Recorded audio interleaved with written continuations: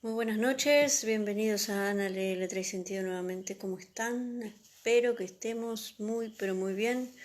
Vamos a continuar con la lectura de este libro, Padre, me pongo en tus manos, de Carlo Carretto.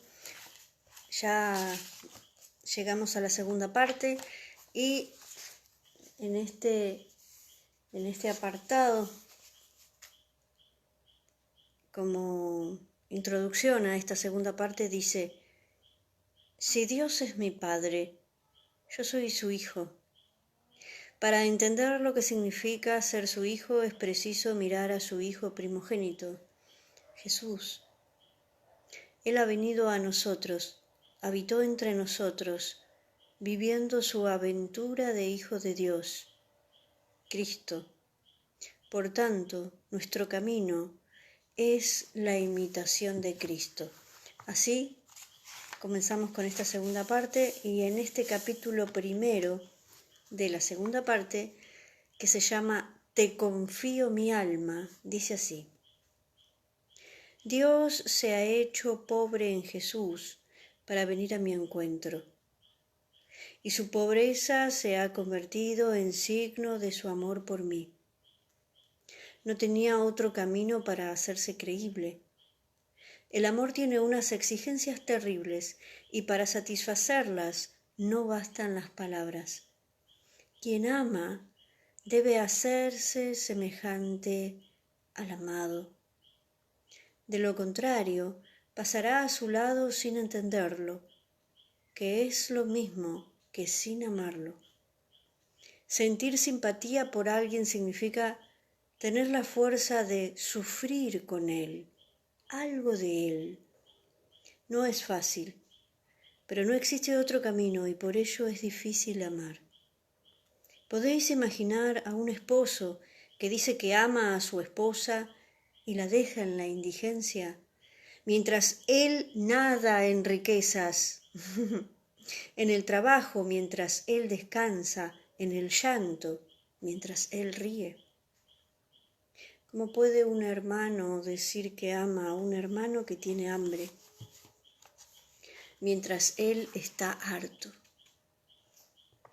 Desnudo mientras él está vestido, prisionero mientras él está libre. ¿No significa hacer trampas en el juego? ¿No es mejor decir las cosas claras inmediatamente? Yo no te amo. O bien, yo no tengo la fuerza de amarte. O es más fácil y auténtico, te querría de buena gana, pero no soy capaz de hacerlo. La tierra está llena, rebosante de palabras de amor. Pero creo que está casi completamente vacía de verdadero amor. No hay animal como el hombre capaz de burlarse de la comunidad de sus semejantes con el disfraz del amor. Las bestias salvajes, incluso las consideradas como bestias feroces, son angelitos en comparación con el hombre y con su habilidad para consumar esta falsedad en sus relaciones amorosas.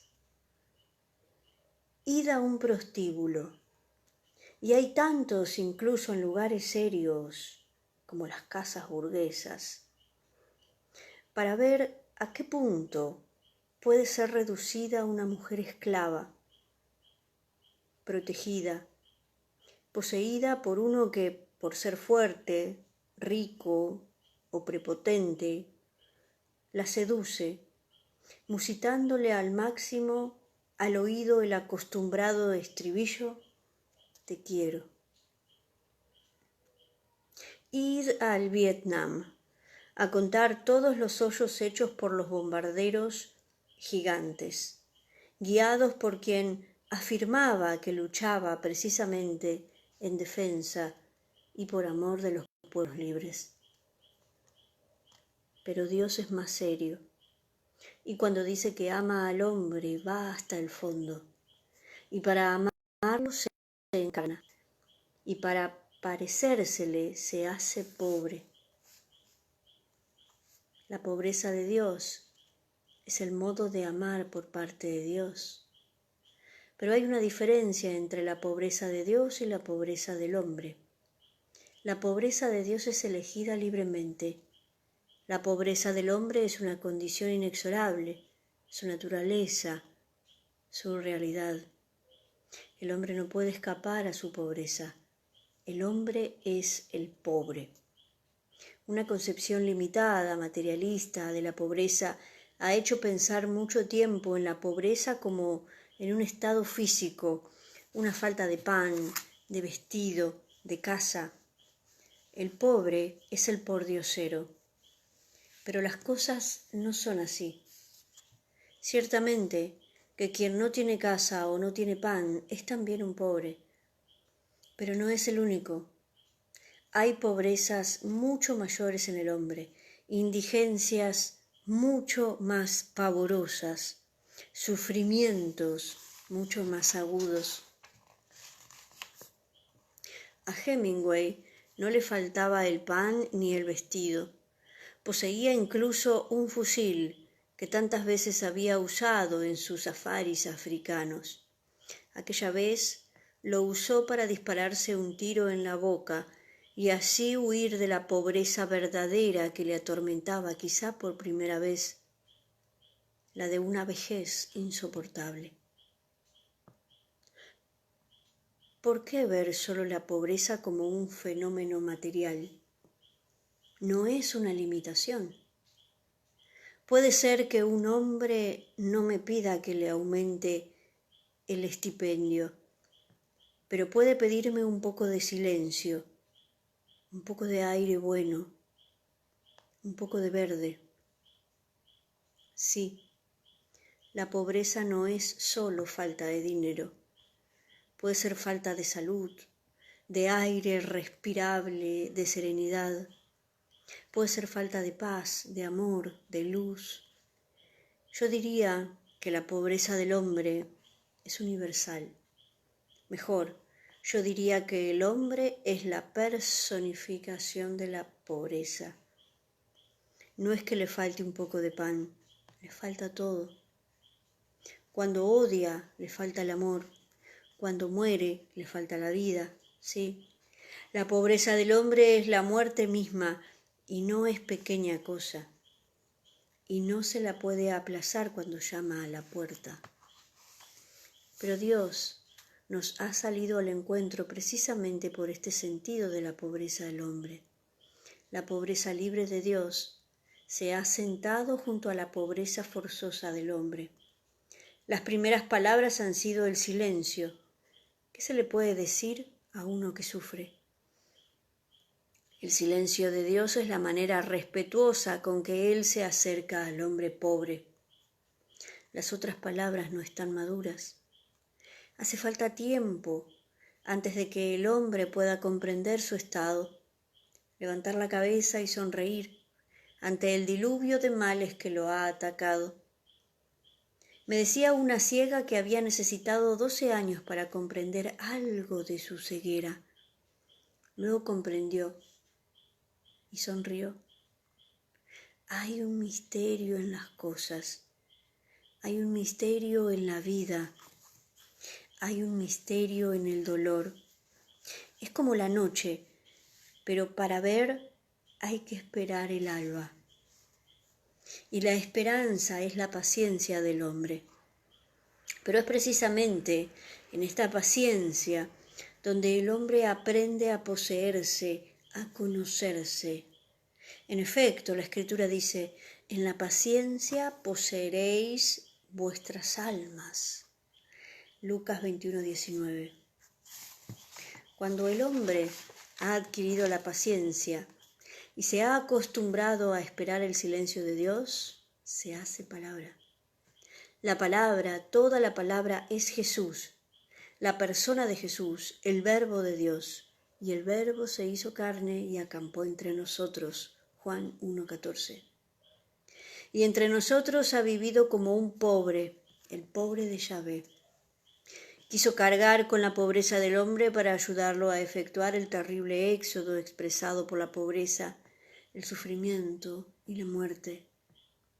Toda la vida de Jesús ha de verse bajo esta luz, tendida en esta perspectiva dirigida a este fin.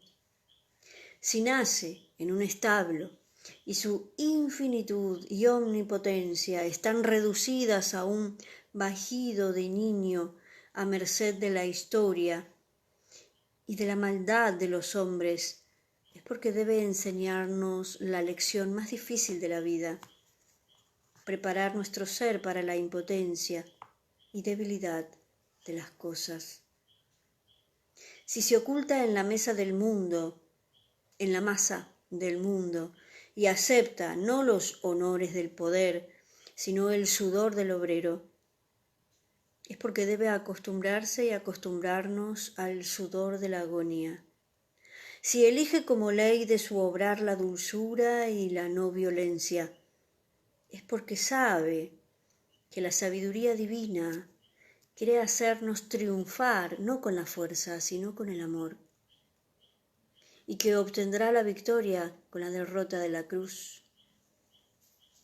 Si hace suya la actitud madurada por los profetas del siervo de Yahvé, del inocente, actitud que anima el filón más profundo de las esperanzas y de la espiritualidad de Israel, es porque es consciente de que el reino, el verdadero reino, el reino de Dios, no será un reino político de poder, de estabilidad y de bienestar, sino el acto de amor más grande que podía realizarse aquí abajo, en relación a Dios. La aceptación de la pobreza del hombre, de que la muerte es prenda y paso. No es fácil amar, ni para nosotros ni para Cristo. Pero nada es tan grande ni perfecto como este amor de Jesús en su pobreza voluntaria y amada. Yo diría que nada me resulta más grato que esta pobreza de Dios. Me resulta más dulce que su omnipotencia. Me habla más de su omnipotencia. Lo tengo más cerca que su belleza. La pobreza de Dios es el grado máximo de amor. Su bienaventuranza se convierte en la mía. Bienaventurados los pobres. No, Señor mío, no te pediré que me hagas rico, sino pobre. No te pediré tu poder, pediré tu pobreza. Ella es tu sabiduría, ella es tu corazón. Ella es el camino que te conduce hasta mí. Si tienes el valor de acercarte a mí, pecador como soy, es porque has querido ser pobre. Si buscas algo en mí, es porque eres pobre. Es tu pobreza la que me salva, porque en tu pobreza el amor increado puede hacerse hombre y volverse uno de nosotros, un pobre. Pero donde la pobreza de Jesús toca fondo y entra en el verdadero misterio del amor de Dios, es en la obediencia al Padre. Jesús, ante la pobreza del hombre, ante el mal, ante el diluvio del dolor, no pidió al Padre que cambiase las cosas. Vio que era necesario pasar por ella y bajó la cabeza como uno de nosotros. Podía pedir la eliminación de la muerte, pero no la pidió. Podía pedir que la tierra se transformase en un Edén, donde nadie pasara hambre, pero no lo hizo. Siendo omnipotente y el predilecto, podía eliminar el dolor sin sufrirlo, pero no lo pidió. Lo real, todo lo real, expresión de la creación hecha por Dios y estropeada por la desobediencia y el pecado del hombre, debía ser aceptado tal como era. Era necesario partir de ahí, aceptarlo como camino de la redención, aceptarlo como calvario, aceptarlo como misterio, aceptarlo como don supremo de sí mismo.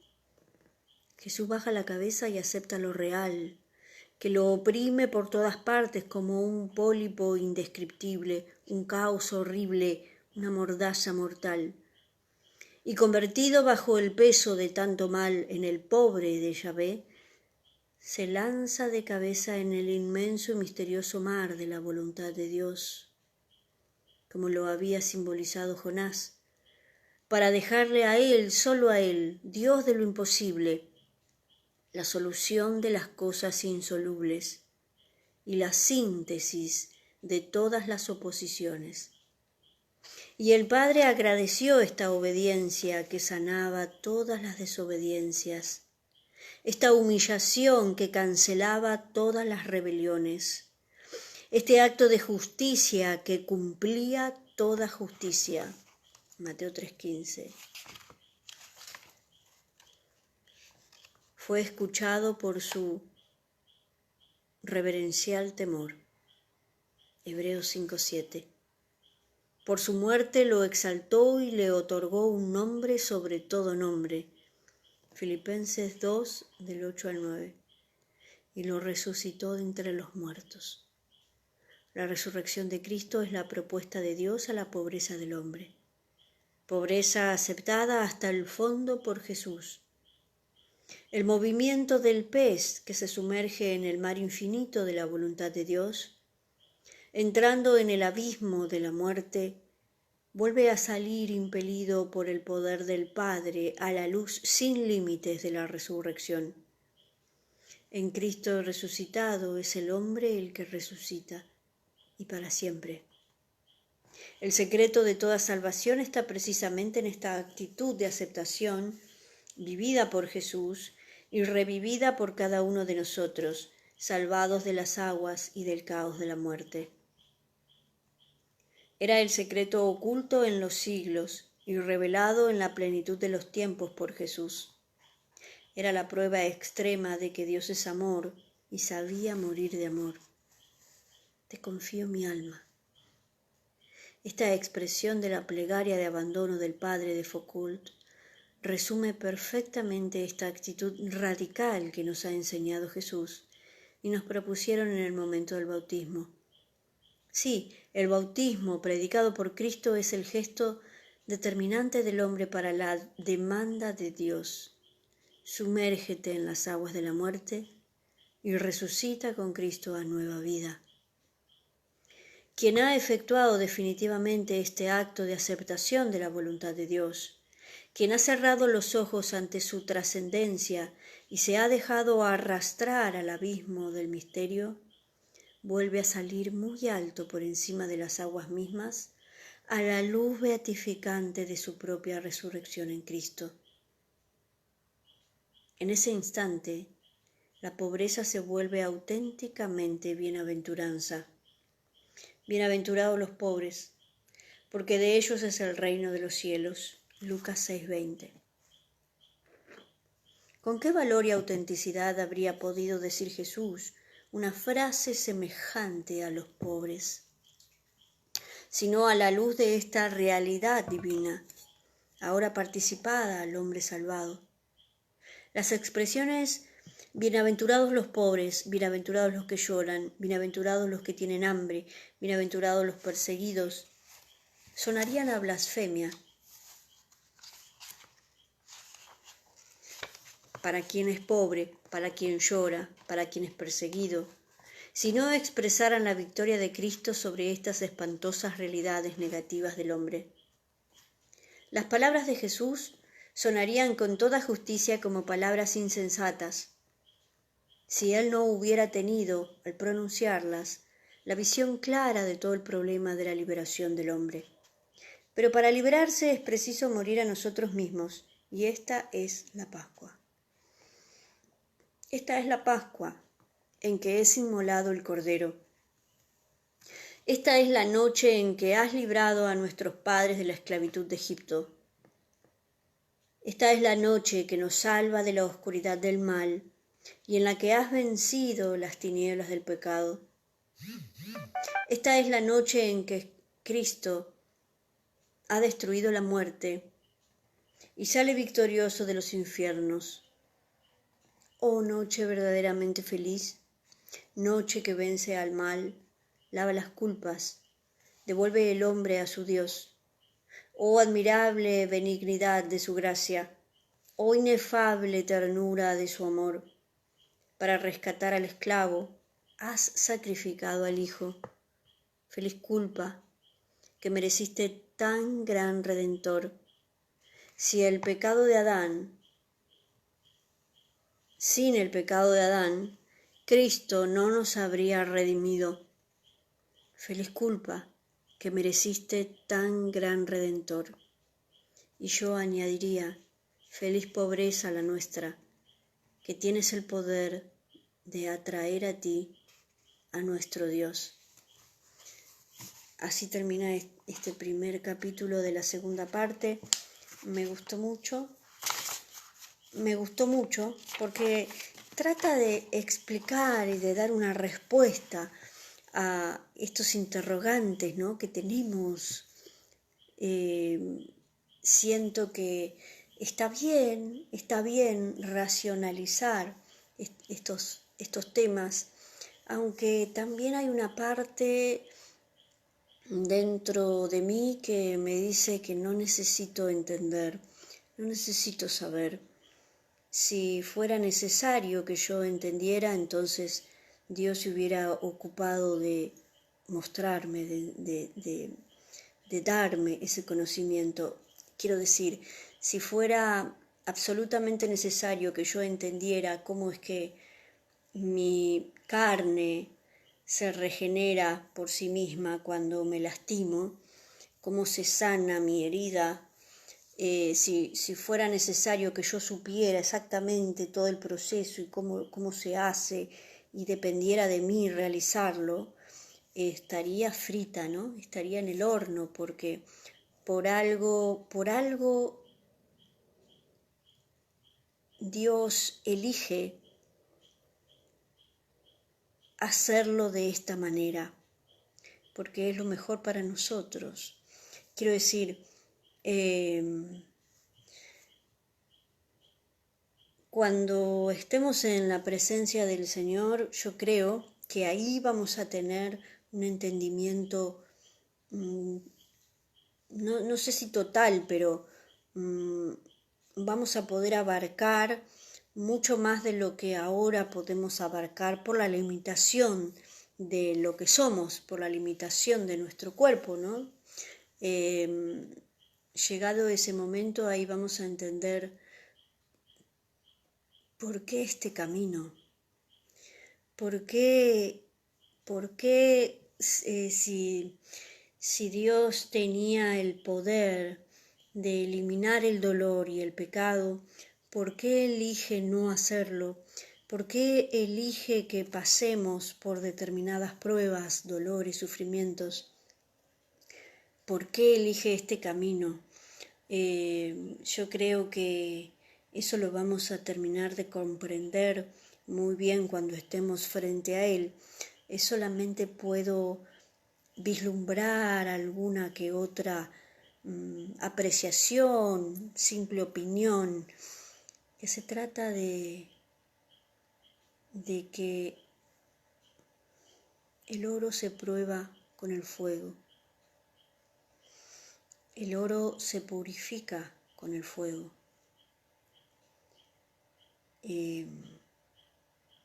Todo lo que logra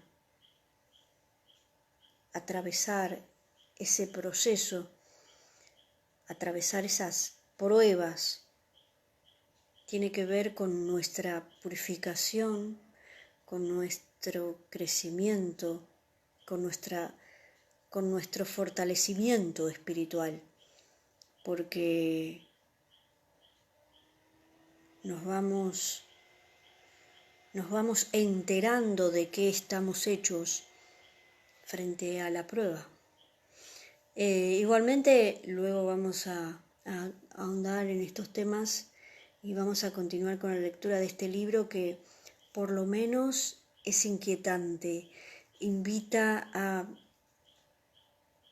rumiar ciertas ideas, a la reflexión profunda, invita a enfrentarnos con nosotros mismos y nuestras maneras de hacer y nuestras maneras de pensar y de interpretar, nos invita a ir en este camino de búsqueda, ¿no?